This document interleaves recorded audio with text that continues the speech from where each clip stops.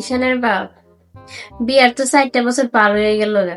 একদিনে তো তুমি কইলা না আমার নিয়ে কতটুক সুখী আচ্ছা কত একটু শুনি।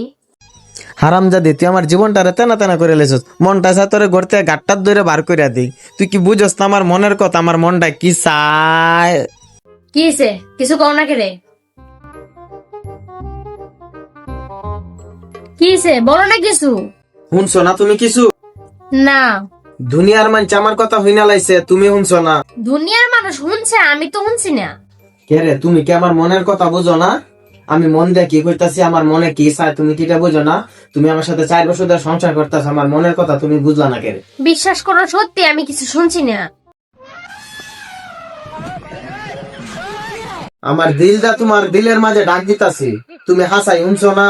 ও, আমি বুঝছি তুমি শর্মাইতেছো। আমি বিশ্বাস করি না।